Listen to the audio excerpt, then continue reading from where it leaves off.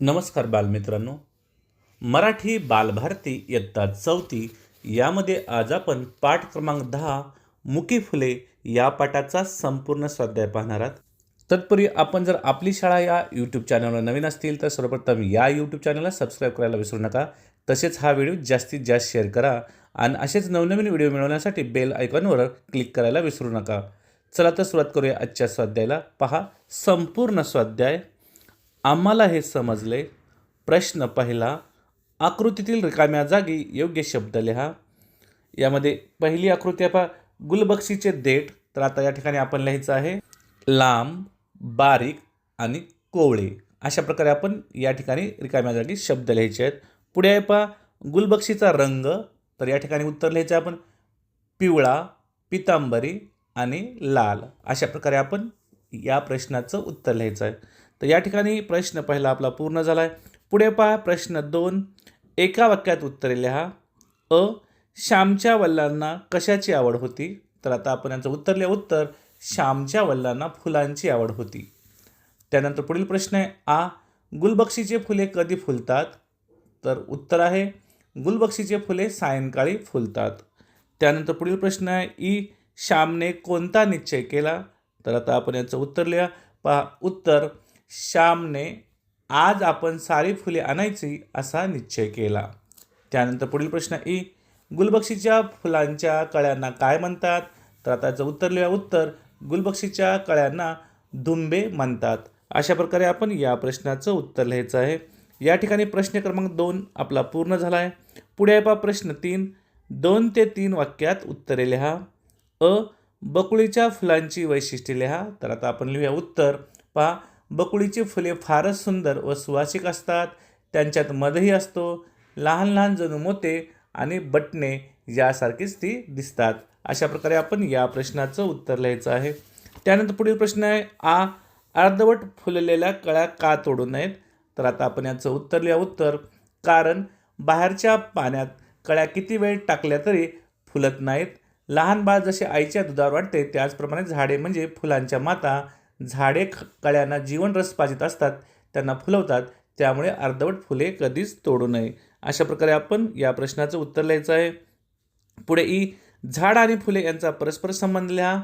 तर आता आपण याचं उत्तर लिहा. उत्तर झाड हे फुलांचे पोषण करते आणि त्यांना जीवन देते. फुले झाडावरच सुंदर दिसतात आणि झाडाची शोभा वाढवतात. जेव्हा आपण फुले किंवा कळ्यांना अकाली तोडतो तेव्हा झाडांना इजा होते आणि फुलांचे आयुष्यही संपते. अशा प्रकारे आपण या प्रश्नाचं उत्तर लिहायचं आहे. पुढे आहे पहा ई, आईने श्यामला कोणती शिकवण दिली? आता आपण याचं उत्तर लिहा. उत्तर आईने श्यामला शिकवण दिली की झाडांना आणि फुलांना जीव असतो. झाडावरच्या कळ्यांना स्वतःहून पूर्ण उमलू द्यावे. त्यांना अर्धवट स्थितीत ओरबडून किंवा तोडून नष्ट करू नये. निसर्गातील प्रत्येक जीवाला आदराने आणि प्रेमाने वागावे. अशा प्रकारे आपण या प्रश्नाचं उत्तर लिहायचं आहे. या ठिकाणी आपला प्रश्न क्रमांक 3 पूर्ण झालेला आहे. पुढे पहा विचार करा व सांगा. यामध्ये एक, फुलांना सुवास नसता तर? आता आपण याचं उत्तर लिहा. उत्तर पहा फुलांना सुवास नसता तर त्यांच्याकडे फुलपाखरे आणि मधमाशा आकर्षित झाल्या नसत्या. त्यामुळे परागीभवन झाले नसते. माणसालाही फुलाचे आकर्षण कमी झाले असते आणि आपल्याला सुगंधाचा आनंद घेता आला नसता. अशा प्रकारे आपण या प्रश्नाचं उत्तर लिहायचं आहे. पुढे आहे पहा फुलांचे उपयोग सांगा. आता आपण याचं उत्तर लिहा. उत्तर पहा देवाची पूजा करण्यासाठी, घर आणि समारंभ सजवण्यासाठी, सुवासिक अत्तर म्हणजेच परफ्यूम किंवा अगरबत्ती बनवण्यासाठी, औषध आणि सौंदर्य प्रसाधने तयार करण्यासाठी, हार आणि वेणी बनवण्यासाठी फुलांचा उपयोग होतो. अशा प्रकारे आपण या प्रश्नाचं उत्तर लिहायचं आहे. पुढे आहे पहा चर्चा करूया. यामध्ये प्रश्न पहिला, मुक्या कळ्या तोडू नयेत असे आई श्यामला का म्हणाली असेल? याविषयी चर्चा करा. तर आता आपण याचं उत्तर लिहा. उत्तर कळ्या ही फुलांची बालपणीची अवस्था असते. कळीचे रूपांतर सुंदर फुलात होते. जर आपण कळीच तोडली तर ती कधीच उमलू शकणार नाही आणि तिचे सौंदर्य आणि सुगंध नष्ट होईल. वनस्पतींना जीव असतो म्हणून त्यांना विनाकारण इजा करू नये. त्यामुळे श्यामच्या आईने मुक्या कळ्या तोडू नयेत असे त्याला सांगितले. पुढे आहे प्रश्न 2, तुमच्या परिसरात आढळणाऱ्या फुलांची माहिती मिळून त्याविषयी चर्चा करा. तर आता आपण याचं उत्तर लिहा. उत्तर आमच्या परिसरात प्रामुख्याने गुलाब, मोगरा, सदाफुले आणि झेंडू ही फुले आढळतात. मोगऱ्याचा सुगंध खूप छान असतो. जास्वंदीचे फूल लाल रंगाचे असते, गणपतीला वाहतात. सदाफुलीचे रोप वर्षभर फुले देते. झेंडूचे फुले हार बनवण्यासाठी वापरले जातात. अशा प्रकारे आपण या प्रश्नाचं उत्तर लिहायचं आहे. पुढे आपण लिहिते होऊया. यामध्ये प्रश्न 1, जर फुले बोलू लागली तर याविषयी कल्पना करा व 6 ते 8 ओळीत माहिती लिहा. तर आता आपण लिहूया पहा. जर फुले अचानक बोलू लागली तर सगळीकडे आनंदाची आणि गोड आवाजाची मैफल भरल्यासारखे वाटेल. बागेतील सुंदर रंगीबेरंगी फुले आपल्याला हसून गोड गोड गोष्टी सांगतील आणि आपले स्वागत करतील. सकाळच्या वेळी ते आपल्याला गोड आवाजात सुप्रभात म्हणतील आणि दिवसभर हसत राहण्याचा संदेश देतील. फुलपाखरे आणि मधमाशा त्यांच्या कशा गप्पा मारतात हे ऐकताना आपल्याला खूप मजा येईल. अशा प्रकारे आपण या प्रश्नाचं उत्तर लिहायचं आहे. पुढे पहा प्रश्न 2, तुम्हाला आवडणाऱ्या फुलाविषयी 5 ते 6 ओळीचा परिचय लिहून त्याला समर्पक शीर्षक द्या. तर आता आपण लिहूया. पहा उत्तर. पहा, माझे आवडते फूल गुलाब. मला सर्व फुलामध्ये गुलाब हे फूल सर्वात जास्त आवडते कारण ते दिसायला अतिशय सुंदर आणि आकर्षक असते. गुलाब लाल, गुलाबी, पांढरा, पिवळा अशा विविध सुंदर रंगामध्ये पाहायला मिळतो. या फुलांचा सुगंध खूप छान आणि दरवळणारा असतो जो मनाला ताजेतवाने करतो. गुलाबाच्या झाडाला लहान व तीक्ष्ण काटे असतात म्हणूनच म्हणतात की काट्यामध्येही सुंदर फूल फुलते. या सुंदर फुलापासून अत्रे, गुलाबजल आणि विविध प्रकारच्या औषधी गोष्टी बनवल्या जातात. अशा प्रकारे आपण या प्रश्नाचं उत्तर लिहायचं आहे. पुढे आहे प्रश्न 3, आईच्या वाढदिवसानिमित्त शुभेच्छा पत्र तयार करा. तर विद्यार्थी मित्रांनो, आपण आपल्या आईच्या वाढदिवसादिवशी वेगवेगळ्या प्रकारचे शुभेच्छा पत्र देत असतो. तर काही उदाहरण म्हणून मी या ठिकाणी तुम्हाला शुभेच्छा पत्र तयार करून दाखवलेले आहेत. ते आपण पाहून अशा प्रकारचे शुभेच्छा पत्र आपण आपल्या आईच्या वाढदिवसानिमित्त तयार करू शकतो. पुढे आपण खेळूया शब्दांशी. यामध्ये प्रश्न 1, फुलांचे कोडे सोडवा. मी रात्री उमलतो, सुगंध माझा सगळीकडे दरवळतो. तर विद्यार्थी मित्रांनो, याचं उत्तर असणार आहे रातराणी. पुढे आहे गोड गुलाबी रंग माझा, मी आहे फुलांचा राजा. तर आपल्याला सर्वांना माहिती आहे गुलाब हा फुलाचा राजा असतो. तर आपण या ठिकाणी गुलाब हे उत्तर लिहायचं आहे. पुढे आहे मोठे फूल, पिवळा रंग, सूर्याकडे फिरते अंग. तर याचं उत्तर असणार आहे सूर्यफूल. तर अशा प्रकारे आपण हे फुलांचे कोडे या ठिकाणी पूर्ण केलेले आहेत. पुढे आहे प्रश्न 2, खालील आकृतीतील फुलाविषयी विशेषण लिहा. पहा, तर आपण फुलाविषयी आता विशेषण लिहूया. फूल सुंदर फूल सुंदर, ताजे, नाजूक, टवटवीत, सुगंधी आणि रंगबिरंगी. अशा प्रकारे आपण फुलाविषयी काही विशेषणे या ठिकाणी लिहिलेली आहेत. पुढे आहे प्रश्न 3, वैशिष्ट्ये लिहा. यामध्ये आपल्याला गुलाब या फुलांची काही वैशिष्ट्ये लिहायची आहेत. रंग असतो लाल, गुलाबी, पिवळा आणि पांढरा. आणि उपयोगमध्ये लिहायचा आहे हार बनवण्यासाठी, देवाच्या पूजेसाठी, गुलकंद तयार करण्यासाठी आणि अत्तर तयार करण्यासाठी गुलाबाच्या फुलाचा उपयोग होतो. अशा प्रकारे आपण या प्रश्नाचं उत्तर लिहायचं आहे. पुढे आहे प्रश्न 4, योग्य ठिकाणी विरामचिन्हांचा उपयोग करा. 1, तू कुठे गेला होतास. तर याचं उत्तर लिहिताना आपण हा प्रश्न विचारलेला असल्यामुळे शेवटी प्रश्नचिन्ह द्यायचं आहे. तू कुठे गेला होतास. पुढे बागेत आंबा, फणस, चिक्कू, पेरू ही फळझाडे पाहायला मिळाली. त्याचे उत्तर लिहूया आपण. बागेत आंबा नंतर स्वल्पविराम द्यायचा, फणस नंतर स्वल्पविराम द्यायचा आणि चिक्कू नंतर देखील स्वल्पविराम देऊन पेरू ही फळझाडे पाहायला मिळाली. अशा प्रकारे आपण यामध्ये विरामचिन्हांचा वापर करून हे वाक्य लिहायचं आहे.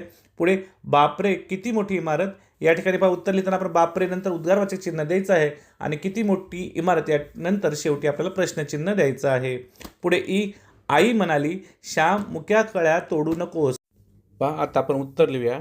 आई म्हणाली, स्वल्पविराम द्यायचा, त्यानंतर दुहेरी अवतरण चिन्ह श्याम या ठिकाणी आपण स्वल्पविराम द्यायचा, मुक्या कळ्या तोडू नकोस या ठिकाणी पूर्णविराम द्यायचा आणि दुहेरी अवतरण चिन्ह देऊन हे वाक्य पूर्ण करायचं. पुढे आहे आज मी फुलांची गोष्ट सांगणार आहे. तर या ठिकाणी आपल्याला शेवटी आज मी फुलांची गोष्ट सांगणार आहे शेवटी पूर्णविराम द्यायचा आहे. अशा प्रकारे आपण या ठिकाणी योग्य ठिकाणी विरामचिन्हांचा वापर करून हे वाक्य पूर्ण केलेले आहेत. पुढे आहे प्रश्न 5, शरीराच्या अवयवावर आधारित खालील म्हणी पूर्ण करा. तर आता आपण या म्हणी पूर्ण करूया. मुलांचे पाय पाळण्यात दिसतात. अशा प्रकारे ही म्हण पूर्ण करायची आहे. पुढे आहे हातच्या काकणाला आरसा कशाला. अशा प्रकारे आपण ही म्हण पूर्ण करायची आहे. पुढे काकेत कळसा गावाला वळसा. अशा प्रकारे आपण ही म्हण पूर्ण करूया. पुढे बळी तो कान पिळी. अशा प्रकारे आपण ही म्हण पूर्ण करायची आहे. अवयवावर आधारित म्हणी वेगवेगळ्या दिलेल्या आहेत आपल्याला. पुढे कानामागून आली आणि तिखट झाली. अशा प्रकारे आपण याचं उत्तर लिहायचं आहे. पुढे आपलेच दात आपलेच ओठ. अशा प्रकारे आपण ही म्हण पूर्ण करूया. आणि शेवटी आधी पोटोबा आणि मग विठोबा. अशा प्रकारे आपण शरीराच्या अवयवावर आधारित या ठिकाणी दिलेल्या म्हणी पूर्ण केलेल्या आहेत. पुढे आहे चला वाचूया. यामध्ये खालील बातमी वाचा. या खाली दिलेल्या प्रश्नांची आपल्याला उत्तरं लिहायची आहेत. सर्वप्रथम विद्यार्थी मित्रांनो, आपण ही बातमी वाचायची आहे आणि त्यानंतर आपण दिलेल्या प्रश्नांची उत्तरे देखील या ठिकाणी सोडवूया. पहा प्रश्न, वरील बातमी वाचून प्रश्नांची उत्तरे लिहा. बातमी कशाविषयी आहे? तर उत्तर लिहायचं, ही बातमी डहाणू येथे रंगलेल्या विद्यार्थ्याच्या कला महोत्सवाविषयी आहे. त्यानंतर कला महोत्सव कोणत्या ठिकाणी आयोजित केला आहे? तर उत्तर लिहा, कला महोत्सव डहाणू नगरपालिकेच्या सभागृहात आयोजित केला होता. अशा प्रकारे आपण या प्रश्नाचं उत्तर लिहूया. पुढे पहा, कला महोत्सवात कोणकोणत्या स्पर्धा आयोजित केल्या होत्या? तर आता उत्तर लिहा. उत्तर, कला महोत्सवात वारली चित्रकला, तारपा नृत्य, तारपा वादन, पारंपरिक वेशभूषा आणि लोकगायन या स्पर्धा आयोजित केल्या होत्या. पुढील प्रश्न, कला महोत्सवात उपस्थितांचे स्वागत कोणी केले? तर आता उत्तर लिहा. उत्तर, कला महोत्सवात उपस्थितांचे स्वागत शिक्षणाधिकारी यांनी केले. त्यानंतर पुढील प्रश्न आहे, कला महोत्सवातील कार्यक्रमाची सांगता कशाने झाली? तर आता याचं उत्तर लिहा. उत्तर, कार्यक्रमाची सांगता पसायदानाने झाली. अशा प्रकारे आपण ही बातमी वाचली आणि त्याखाली दिलेल्या विविध प्रश्नांची उत्तरे देखील आपण या ठिकाणी पूर्ण केलेली आहेत. पुढे आपण वाचन प्रेरणा दिनाच्या बातम्यांचे संकलन करा. या ठिकाणी आपण वाचन प्रेरणा दिनाविषयीच्या विविध बातम्यांचं संकलन या ठिकाणी विद्यार्थी मित्रांनो केलेलं आहे, ते तुम्ही पाहू शकता. तर अशा प्रकारे विद्यार्थी मित्रांनो, आज आपण मराठी बालभारती इयत्ता 4 यामधील पाठ क्रमांक 10 मुकी फुले या पाठाचा संपूर्ण स्वाध्याय पाहिला. मला आशा आहे तुम्हाला सर्वांना हा स्वाध्याय नक्कीच आवडला असेल. तुम्हाला जर हा स्वाध्याय आवडला असेल तर आपली शाळा या यूट्यूब चॅनलला सबस्क्राईब करायला विसरू नका. तसेच हा व्हिडिओ जास्तीत जास्त शेअर करा. पुन्हा एकदा भेटूया एका नवीन स्वाध्यायासह आणि नवीन व्हिडिओसह. तोपर्यंत सर्वांना मनपूर्वक धन्यवाद.